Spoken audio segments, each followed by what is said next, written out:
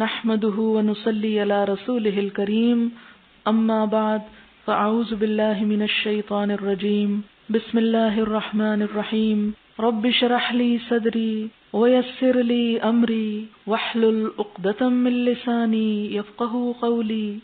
باب انتظار الناس قیام الامام العالم، لوگوں کا انتظار کرنا امام عالم کے کھڑے ہونے کا۔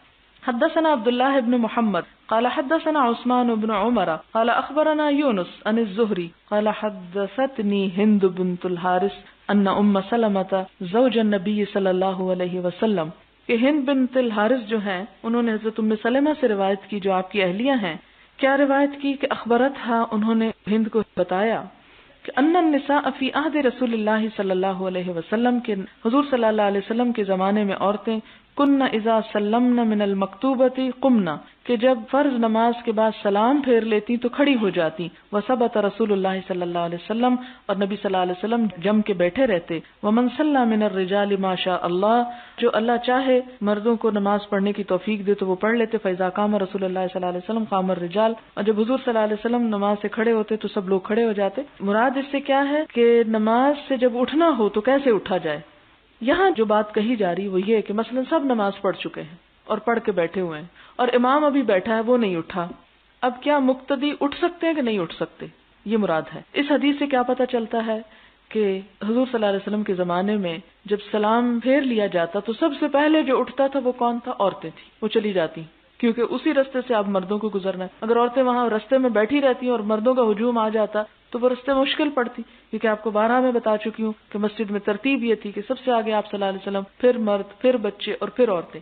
اس کا مطلب ہے کہ عورتیں مسجد کے بالکل پچھلے حصے میں، اور پچھلا حصہ دروازے کے عموماً قریب ہوتا ہے، اگر سائڈ پہ دروازہ نہیں ہے تو عورتیں وہ جگہ چھوڑ کے چلی جاتی، پھر مرد نکلتے تھے۔ اب یہ کہ آپ صلی اللہ علیہ وسلم بیٹھے رہتے جب تک کہ عورتیں چلی نہ جاتی، اور آپ کے ساتھ صحابہ بھی بیٹھے رہتے، وہ انتظار کرتے تھے کہ آپ اٹھیں تو وہ اٹھیں۔ اور اس دوران کیا ہوتا کہ بعض لوگ جو تھے وہ یعنی جو نماز اس میں سے پڑھ سکتے تھے یا پڑھنا چاہتے وہ پڑھ لیتے تھے۔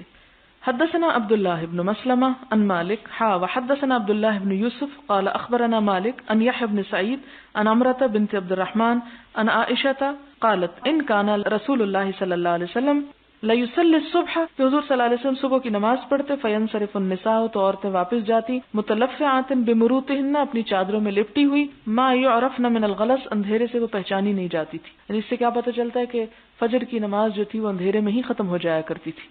ایک اندھیرا ہمارے ہاں رات کا اندھیرا ہوتا ہے، اس وقت نکلنا نسبتاً آسان ہوتا ہے، لیکن صبح سویرے اگر کوئی گھر سے عورت نکل رہی ہے تو ذرا تصور میں لائیں، اگر آپ میں سے کوئی عورت آج کے دور میں خواہ مسجد اس کے گھر کے قریب ہی کیوں نہ ہو، اگر سوچے بھی نکلنے کا تو گھر میں سے، محلے میں سے کوئی بھی پسند نہ کرے۔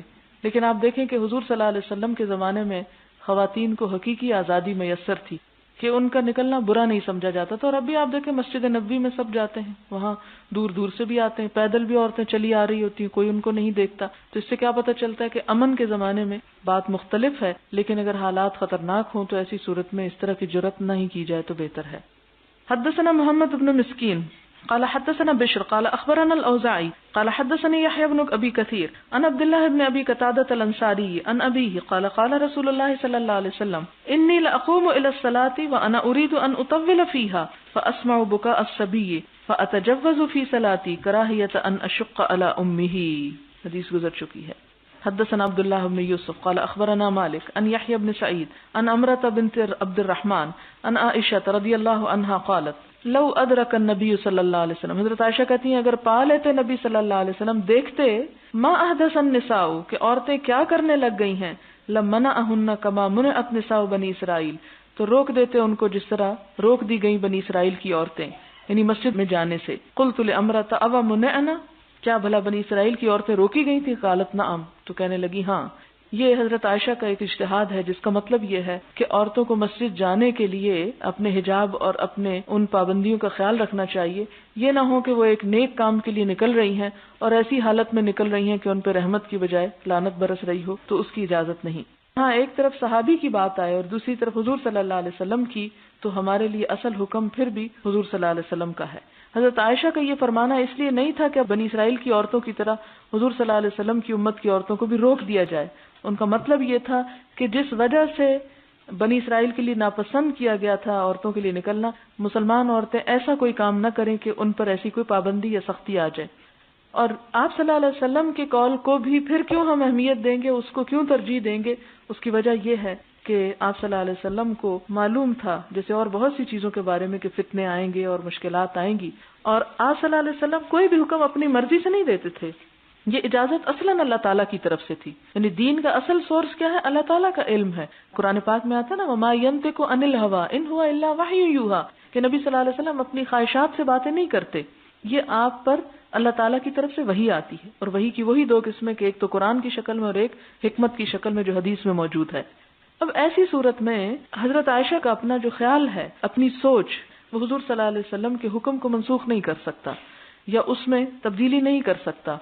صرف ضرورت اس بات کی ہے کہ ان چیزوں کو نہ کیا جائے کہ جس سے نہ صرف مسجد میں جانے سے بلکہ کہیں بھی جانے سے انسان کو روکا جا سکتا ہے یا اس پہ وہ ناپسند کیا گیا. پھر آپ یہ بات دیکھیے یہاں پر کہ جیسے میں نے پہلے عرض کیا کہ آپ صلی اللہ علیہ وسلم نے جو احکامات ہمارے لیے چھوڑے ہیں وہ تمام کے تمام وہ ہیں کہ جن کے بارے میں آپ کو پتا تھا کہ 1400 سال بعد حالات یہ ہو جائیں گے. کیونکہ بہت سے لوگ یہ کہتے ہیں نا کہ اب بھلا نبی آنے کی کیوں نہیں ضرورت باقی رہی، اب تو لوگ پہلے سے بھی زیادہ گمراہ ہو گئے ہیں. تو اس کا جواب کیا ہے کہ نیا نبی اس وقت آتا ہے کہ جب پچھلے کی تعلیمات مٹ چکی ہوں. کہ تعلیم نہیں ہے، پتہ ہی نہیں کہ لوگوں کو کرنا کیا ہے، اس لیے ایک نیا نبی آ کے نئے سرے سے تعلیم دے گا. جب آپ صلی اللہ علیہ وسلم کی تعلیمات محفوظ ہیں اور وہ سب چیزیں موجود ہیں تو یہ اب امت مسلمہ کا فرض ہے کہ وہ ان چیزوں کو اجاگر کرے اور لوگوں کے سامنے لائے، نہ کہ اللہ تعالیٰ ایک اور نئے نبی کو بھیج کر وہی چیزیں دوبارہ لوگوں کو دی جائیں. تو یہاں سے کیا پتہ چلتا ہے کہ آپ کو جو دین دیا گیا مکمل تھا اور قیامت تک کے لیے تھا کہ کوئی اپنی مرضی سے اس میں تبدیلی نہ کرے. پھر وہی بات کہوں گی کہ جس طرح حرام کو حلال کرنے کی اجازت نہیں، اسی طرح حلال کو حرام کرنے کی بھی اجازت نہیں. پھر اس میں ہم دیکھتے ہیں کہ ایک طرف حضرت عائشہ کا یہ اجتہاد ہے، دوسری طرف ہم حضرت عبداللہ بن عمر کو جو بہت زیادہ سنت کے اتباع میں آگے تھے، ان کے بارے میں آتا ہے کہ انہوں نے اپنے بیٹے سے ایک حدیث بیان کی کہ اللہ کی بندیوں کو مسجد میں جانے سے مت روکو. تو ان کے بیٹے بلال جو تھے، اور بعض روایات میں واقد کا نام آتا ہے، کہ انہوں نے کہا نہیں ہم تو ضرور روکیں گے، یعنی حالات ایسے ہو گئے ہم تو نہیں جانے دیں گے اپنی عورتوں کو.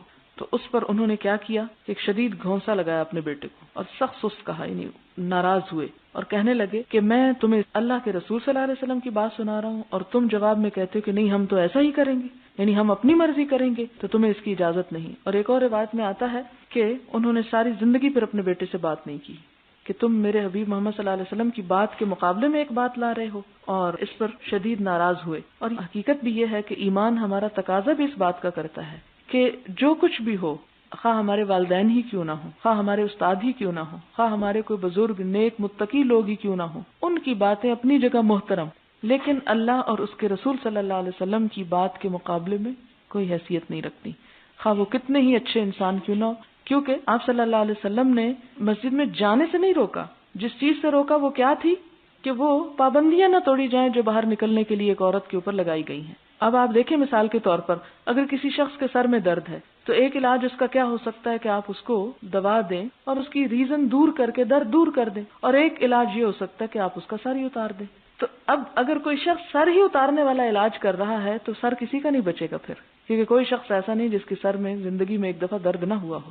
تو اسی طرح ہم سے غلطیاں ہوتی ہیں، حدود ٹوٹتی ہیں، بہت سی چیزیں ہوتی ہیں، تو اس کا علاج کیا یہ نہیں ہے کہ سب پہ ایک سختی عائد کر دی جائے، ایک پابندی، اور وہ روح ختم ہو کے رہ جائے. اب دیکھیں کہ ہماری عورت جاہل کب سے ہوئی؟ اس وقت سے ہوئی جب اس کا علم سے رشتہ ٹوٹ گیا، جب عبادت گاہوں سے اس کا تعلق ختم کر دیا گیا. تو گھروں میں مردوں نے آ کے کچھ بتایا نہیں، پڑھنے سے ویسے پابندی لگا دی گئی، کہا جی عورت پڑھ لے گی تو خط لکھے گی، معلوم نہیں کس کو. یہ آج تک مجھے سمجھ نہیں آتی کہ وہ کس کے خط کی بات ہوتی ہے، لیکن چلے، اس لیے کہ لکھنا جو ہے یہ تو اللہ تعالیٰ کی خاص نعمتوں میں سے ہے جو اس نے انسان کو دی. علم بالقلم علم الانسان ما لم یعلم. تو اگر عورت کو قلم پکڑنا نہیں سکھائیں گے تو اللہ کی ایک بہت بڑی نعمت سے محروم کر دیں گے. اور آپ صلی اللہ علیہ وسلم نے تو اس پر بہت حرص کا اظہار کیا کہ عورتوں کو تعلیم دی جائے، لیکن ہمارے ہاں اس سبب کو دور کرنے کی بجائے عورت کو پڑھنے سے ہی روک دیا گیا. یعنی بجائے اس کے کہ آپ وہ سبب نہ پیدا ہونے دیں کہ جس سے عورت کسی کو خط لکھ سکے، آپ علم کو تو نہ روکیں. تو ایک ایسی برائی جو ایک بڑے خیر کو روک رہی ہے تو اس برائی کی وجہ سے ایک بڑے خیر سے روکا نہیں جا سکتا. لہذا بیماروں کے علاج کے لیے وہ طریقے اختیار کریں جو انہیں زندگی دیں، نہ کہ انہیں موت. تو جہالت کیا ہے؟ موت ہے. عبادت سے رکنا کیا؟ موت ہے. مسلمانوں کی دعا سے محروم رہنا اور اجتماعی عبادات سے پیچھے رہنا دلوں کی موت ہے. لہذا موت کا شکار کرنے کی بجائے لوگوں کو اور ختم کرنے کی بجائے کیا کریں؟ انہیں زندگی دینے والے کام کریں. پھر اس کے بعد اگلی حدیث ہے باب صلاۃ النساء خلف الرجال، عورتوں کی نماز مردوں کے پیچھے، یعنی صفیں ان کی اینڈ میں ہوں گی.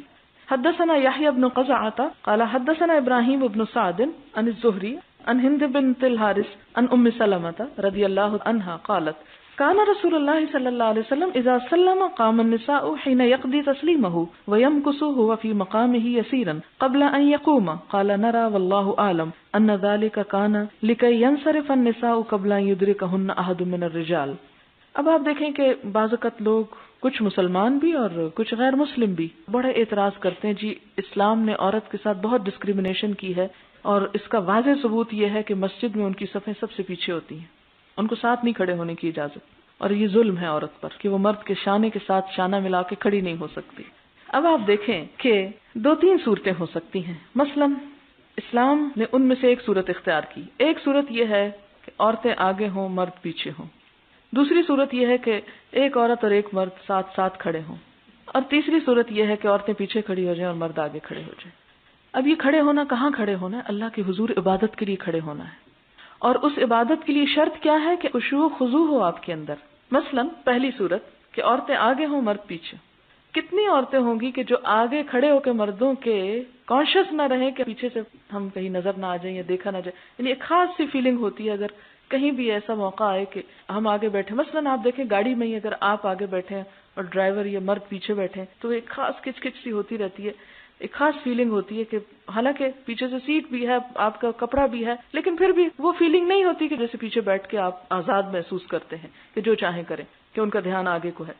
اسی طرح یہ ہے کہ جب آپ مسجد میں آگے کھڑے ہو جائیں تو آپ اس طرح ریلیکس نہیں کھڑے ہو سکتے، خشوع و خضوع کے ساتھ نہیں کھڑے ہو سکتے. پھر عورت ایک زینت ہے، باوجود اس کے کہ وہ کپڑوں سے ڈھکی ہوئی، پھر بھی اس کے فگرز، اس کے لمبائی چوڑائی، وہ سب چیزیں نظر آتی ہیں جو پھر بھی ایک اٹریکشن کا باعث ہے. ایسی اٹریکشن کو اللہ تعالیٰ نے ما ظہر منہا میں شامل کر کے ایگزمپٹ کر دیا کہ کوئی بات نہیں، کہ باوجود اس کے جو چیز ظاہر ہو رہی ہے وہ تو ہو رہی ہے، وہ تو ایک نیچرل ہے، وہ ہوگی، اس کی معافی ہے. جان بوجھ کے جو ظاہر کیا جائے اس کی پکڑ ہے. اب آپ دیکھیں کہ اگلی صورت میں کہ آگے کھڑی ہیں عورت کبھی کمفرٹیبل نہیں ہو سکتی. دوسری صورت کے ساتھ ساتھ کھڑی ہے مرد، پھر بھی ہو سکتا ہے کہ جذبات پہ کنٹرول کر لیں. عورت عموماً کنٹرول نہیں کر پاتی. یہ نہیں کہ میں باعث ہو کے بات کر رہی ہوں، عموماً اور اکثریت کی حالت یہ ہوتی ہے کہ آپ کسی دیہاتی عورت کو لے آئیں. آپ دیکھیں کہ بعض اوقات آپ میں سے جو لوگ ڈاکٹر ہیں آپ میں پتا ہوگا کہ وہ اپنی حقیقت نہیں بتا سکتی، شرم کے مارے منہ سے بات نہیں کھول کے کر سکتی. ایسی صورت میں کہ وہ سارا وقت جڑی جکڑی اور شرم کے مارے کھڑی اور ایک مصیبت میں مبتلا کہ ان کا دھیان اللہ تعالیٰ کی طرف جائے ہی نہ، اور وہ اسی میں ہی کانشیس رہیں کہ کوئی مرد کو چٹکی نہ کاٹ جائے یا کونی نہ مار جائے. کیونکہ آپ نے بازاروں میں یہ بھی دیکھا ہوگا کہ جہاں رش ہوتا ہے وہاں عموماً مرد چھوڑتے نہیں ہیں عورتوں کو، کہیں کونی مار جائیں گے، کہیں کچھ کر جائیں گے، کہیں کوئی آوازیں کس جائیں گے. ایک چیز ہے، ٹھیک ہے، وہ ان کے اندر بھی ایک ایسا مادہ ہے کہ جس سے وہ بھی مجبور ہیں ایسے حرکتیں کرنے سے. تو اب وہ ختم تو نہیں کیا جا سکتا، پھر وہ سر کاٹنے والی بات ہو جائے گی کہ ان کو خسی کر دیں آپ اور ان کے جذبات ختم کر دیں، وہ پاسبل نہیں. تو اللہ تعالیٰ نے دونوں کو اپنے اپنی فیلنگ، جذبات کا حسن بھی دیا اور صرف لائن کھینچ دی کہ آپ اس طرف رہو، آپ اس طرف رہو، تاکہ آپ اس جذبات سے فائدہ تو اٹھاؤ لیکن نقصان نہ اٹھاؤ. کیونکہ وہ چیز انسان کے لیے باعث تسکین بھی ہے، باعث سرور بھی ہے، تو اس سرور سے انسان کو محروم نہیں کیا. اللہ تعالیٰ چاہتے تو یہ بھی کر سکتے تھے کہ ہمیں مٹی کے تودے پیدا کر دیتے کہ ہمارے اندر کوئی جذبات اور احساسات نہ ہوتے اور ہم آسانی سے گھوم پھر سکتے. نہیں، آپ دیکھیں کہ جب ان کے درمیان فاصلہ رکھا جاتا تو یہ جذبات تازہ رہتے ہیں اور زیادہ اٹریکٹیو رہتے ہیں. جب وہ فاصلے ختم ہو جاتے ہیں تو وہ جذبات ختم ہو جاتے ہیں. آج ویسٹ اپنی اس تسکین کے لیے، یعنی جنسی تسکین کے لیے کیا کیا طریقے الٹے سیدھے ڈھونڈ رہے ہیں کہ وہ کہیں پہ بھی وہ جا کے حد بن نہیں رہی، اور ایک کے بعد ایک اب عورت تو کوئی چیز ہی نہیں رہی ان کے آگے، اس کے اندر تو ان کے لیے کوئی اٹریکشن ہی نہیں رہی. اب وہ ہومو سیکشولیٹی کا دور ہے، پھر وہ ختم ہوگی تو جانوروں سے اور دوسرے تیسرے طرح طرح کے ذرائع سے. یہ ساری آفت کیوں آئی ہوئی ہے انسانیت پر؟ کہ اس لیے کہ وہ جو اللہ تعالیٰ نے ایک حد رکھ کے حسن پیدا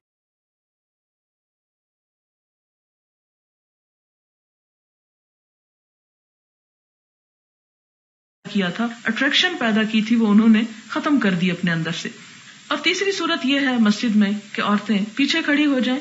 کیونکہ آپ دیکھیں کہ عورت مرد کی طرف کم مائل ہوتی ہے بنسبت اس کے مرد عورت کی طرف جلدی مائل ہو جاتا ہے. تو عورتیں اگر پیچھے کھڑے ہو کے ان کو دیکھ بھی رہی ہیں تو وہ نسبتاً زیادہ کنٹرول رکھتی ہیں اپنے جذبات پر مردوں کی نسبت، یعنی اس معاملے میں کہ آگے جلدی نہیں بڑھتی. تو اس میں یہ ہے کہ ایسی صورت میں ان کے لیے زیادہ کنوینئنٹ ہے، زیادہ کمفرٹیبل، زیادہ خشوع و خضوع کی حالت ہے کہ وہ پیچھے ہی نماز پڑھیں اور اس کے بعد چلی جائیں. اس کے بعد آگے کیا آتا ہے؟ حدثنا ابو نعیم قال حدثنا ابن عیینہ عن اسحاق عن انس رضی اللہ عنہ قال صلی النبی صلی اللہ علیہ وسلم فی بیت ام سلیم، کہ حضور صلی اللہ علیہ وسلم نے حضرت ام سلیم کے گھر میں نماز پڑھی. فقمت ویتیم خلفہ، آپ صلی اللہ علیہ وسلم کے پیچھے میں اور یتیم بچہ کھڑے ہو گئے. وہ ام سلیم خلفنا، اور ام سلیم ہم سے بھی پیچھے کھڑی ہو گئی. باب سرعۃ انصراف النساء من الصبح وقلۃ مقامہن فی المسجد، عورتوں کا مسجد سے جلدی سے سلام پھیر کر صبح کی نماز میں نکل جانا. وقلۃ مقامہن فی المسجد، مسجد میں کم ٹھہرنا، یعنی زیادہ دیر وہاں نہ ٹھہریں کہ لوگوں کا رستہ وغیرہ رک جائے. حدثنا يحيى بن موسى قال حدثنا سعيد بن منصور قال حدثنا فليح عن عبد الرحمن بن القاسم عن أبيه عن عائشة رضي الله عنها أن رسول الله صلى الله عليه وسلم كان يصلي الصبح بغلس فينصرفن نساء المؤمنين لا يعرفن من الغلس أو لا يعرف بعضهن بعضا. باب استئذان المرأة زوجها بالخروج إلى المسجد. استئذان اجازت مانگنا، المرأة عورت کا، زوجها اپنے شوہر سے، بالخروج نکلنے کے لیے، الی المسجد مسجد کی طرف، یعنی مسجد جانے کے لیے بھی عورت اپنے شوہر سے پوچھ لے. اور دوسری طرف شوہر کو کیا کہا گیا؟ اجازت دینی ہوگی.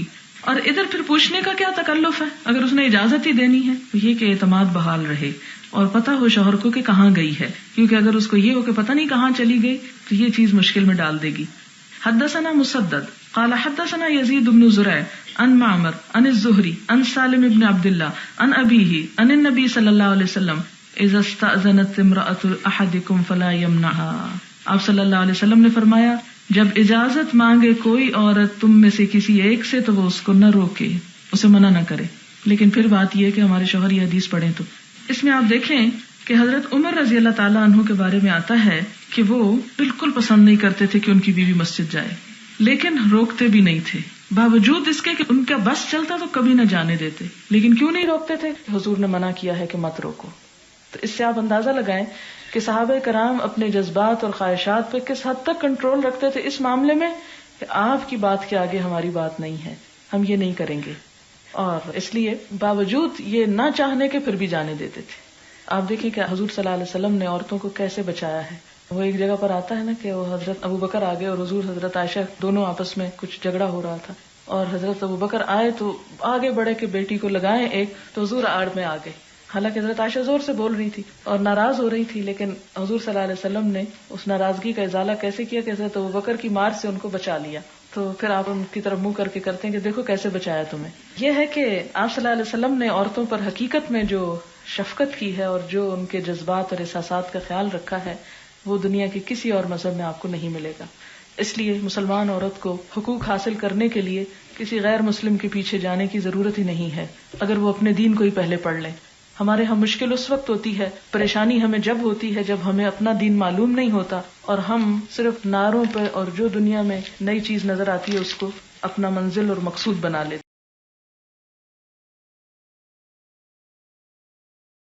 ہیں.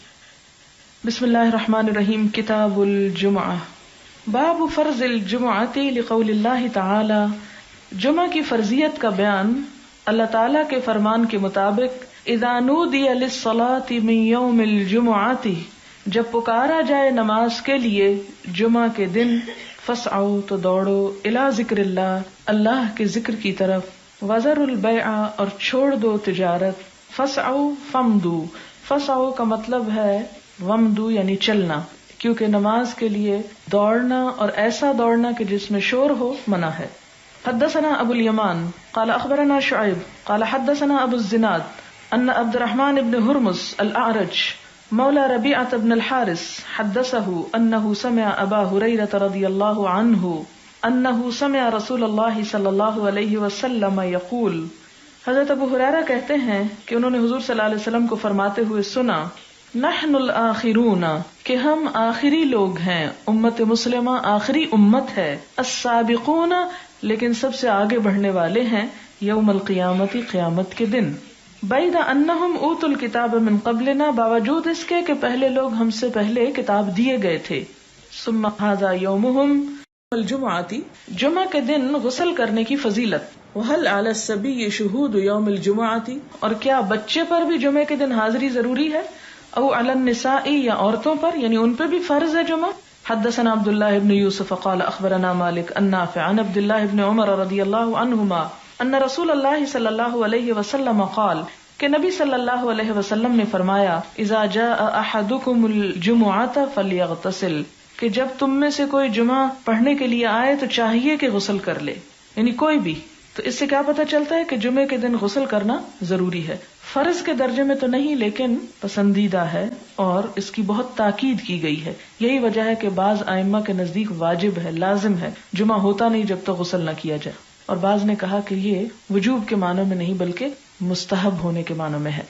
حدثنا عبداللہ بن محمد بن اسماء قال حدثنا جویریۃ بن اسماء عن مالک عن الزہری عن سالم بن عبد اللہ بن عمر عن ابن عمر رضی اللہ عنہما ان عمر بن الخطاب بینما هو قائم فی الخطبۃ یوم الجمعۃ، کہ عمر بن خطاب اس اسنا میں کہ وہ کھڑے تھے جمعے کے دن خطبہ دیتے ہوئے، اذ جاء رجل من المہاجرین الاولین، جب آیا ان کے پاس ایک شخص مہاجرین میں سے جو سب سے پہلے مہاجر تھے، من اصحاب النبی صلی اللہ علیہ وسلم، حضور صلی اللہ علیہ وسلم کے ساتھیوں میں سے بھی تھے، اور کہا جاتا ہے کہ یہ حضرت عثمان تھے.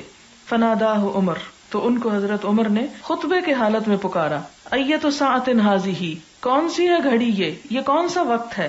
قال انی شغلت، تو انہوں نے کہا کہ میں مشغول تھا. فلم انقلب الی اہلی، تو میں گھر نہ جا سکا.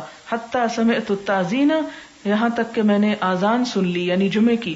فلم ازد علی ان توضأت، تو میں نے نہ زیادہ کیا اس پر کہ میں وضو ہی کر لوں، یعنی میں صرف وضو کر کے آ گیا. فقال، تو فرمایا، کس نے؟ حضرت عمر نے.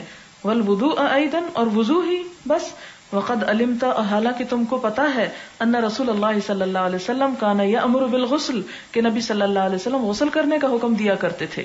تو اس سے آپ حضرت عمر کے اس کا بھی اندازہ لگا سکتے ہیں کہ وہ سنتوں کی پابندی کرانے میں بھی کس قدر شدید تھے، کہ حضرت عثمان جیسے شخص کو بھی انہوں نے نہیں بخشا، اور خطبے کی حالت میں بھی ان کو سب لوگوں کے سامنے پکڑ کے کہا کہ تم صرف وضو کر کے کیوں آ گئے ہو، نہائے کیوں نہیں. حدثنا عبداللہ بن یوسف قال اخبرنا مالک عن صفوان بن سلیم عن عطاء بن یسار عن ابی سعید الخدری رضی اللہ عنہ ان رسول اللہ صلی اللہ علیہ وسلم قال، آپ صلی اللہ علیہ وسلم نے فرمایا، غسل یوم الجمعۃ واجب علی کل محتلم، آپ نے فرمایا کہ جمعے کے دن کا غسل ہر جوان شخص پر فرض ہے. واجب ہے، اور واجب یہاں یعنی لازم کے معنوں میں آ رہا ہے. ایک اصطلاحی واجب ہوتا ہے نا جو آپ فقہ اور اصول فقہ میں پڑھتے ہیں، یہاں واجب کا لفظ لازم کے معنوں میں کہ لازمی ہے. باب الطیب للجمعۃ، جمعے کے دن خوشبو لگانا. حدثنا علی بن عبد اللہ بن جعفر قال اخبرنا حرمی بن عمارة قال حدثنا شعبة عن ابی بکر بن المنکدر قال حدثني عمرو بن سلیم الانصاری قال اشهد على ابی سعید. عمرو بن سلیم کیا کہتے ہیں کہ میں ابو سعید پر گواہی دیتا ہوں. قال اشهد على رسول اللہ صلی اللہ علیہ وسلم، اور ابو سعید کیا کہتے ہیں، میں حضور صلی اللہ علیہ وسلم کے بارے میں گواہی دیتا ہوں. کس بات کی گواہی؟ قال، آپ نے فرمایا، الغسل یوم الجمعۃ واجب علی کل محتلم، کہ ہر بالغ پر جمعے کا غسل واجب ہے. وان یستن، اور یہ کہ مسواک کرے. سین نون نون سن، سن دانت کو کہتے ہیں، اسنان دانتوں کو کہتے ہیں. یستن یعنی دانت صاف کرے. وان یمس طیبا، اور یہ کہ خوشبو لگائے، مس کرے یعنی اس میں نہانا نہیں بلکہ صرف چھو لینا بھی کافی ہے. ان وجدہ، اگر وہ پائے، یعنی اگر کسی کے گھر میں خوشبو ہو تو جمعے کے دن وہ خوشبو بھی لگائے. قال عمر کہتے ہیں، اما الغسل فاشهد انه واجب، کہ غسل کی میں گواہی دیتا ہوں کہ یہ واجب ہے. واما الاستنان والطیب فاللہ اعلم، اور مسواک اور خوشبو جو ہے اللہ اعلم اب واجبن ہوا ام لا، کہ یہ واجب ہے یا نہیں. ولکن ھذا فی الحدیث، لیکن یہ حدیث میں ایسے ہی آیا ہے. قال ابو عبداللہ هو اخو محمد ابن المنکدر ولم يسمى ابو بکر ھذا، رواہ عنہ بکیر بن الاشج و سعید بن ابی ہلال وعدۃ، وکان محمد ابن المنکدر یکنى بابی بکر و ابی عبداللہ. تو اس سے کیا پتہ چلتا ہے کہ نہانا، خوشبو لگانا، مسواک کرنا تینوں ہی لازم ہے. اور چونکہ یہ تینوں ایک جگہ پر آ گئی، اس سے یہ پتہ چلتا ہے کہ یہ جو غسل ہے یہ اس طرح واجب نہیں آتا کہ جو فرض کے درجے میں ایک طرح سے آ جاتا ہے. بہت ضروری یعنی بہت پسندیدہ ہے، بہت اس کی تاکید کی گئی، لیکن اگر کوئی کسی وجہ سے نہیں کر سکا تو وہ ایسا نہیں کہ جیسے کسی نے فرض نماز چھوڑ دی ہو، اس کا قصور ایسا نہیں، کیونکہ اس کے ساتھ جیسے خوشبو ہے، مسواک ہے، ان کا بھی حکم ایسے ہی جیسے غسل کا کہا گیا۔ باب فضل الجمعہ، جمعہ کی فضیلت۔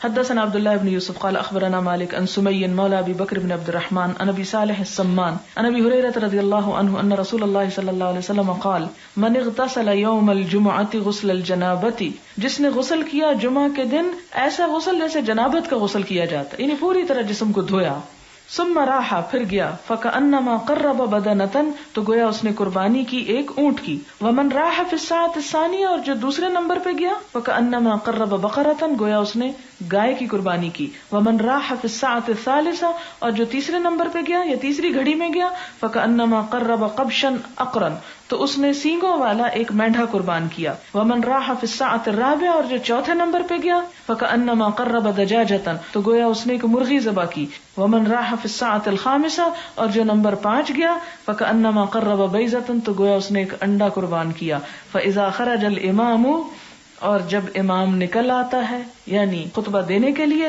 حضرت الملائکہ، تو ملائکہ حاضر ہو جاتے ہیں، یستمعون الذکر، وہ بھی محفل میں وہ ذکر سننے لگتے ہیں، یعنی پھر وہ نمبر لگنے بند ہو جاتے ہیں اور سب خطبہ سننے میں مشغول ہو جاتے ہیں۔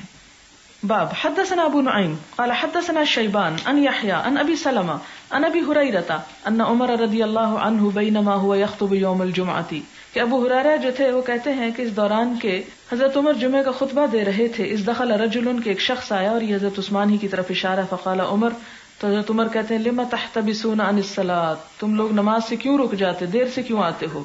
فقال الرجل، تو اس شخص نے کہا ما ہوا الا سمعت النداء، کہ میں نے صرف آذان سنی، فتودعت، تو میں نے وضو کر لیا، فقال الم تسمع النبی صلی اللہ علیہ وسلم، تو کہتے ہیں کہ کیا تم نے نبی صلی اللہ علیہ وسلم کی یہ بات نہیں سن رکھی، یقول، کہ آپ فرماتے تھے اذا راح احدکم الى الجمعۃ فلیغتسل، کہ جب تم میں سے کوئی جمعہ پڑھنے کو جائے تو غسل کر کے جائے۔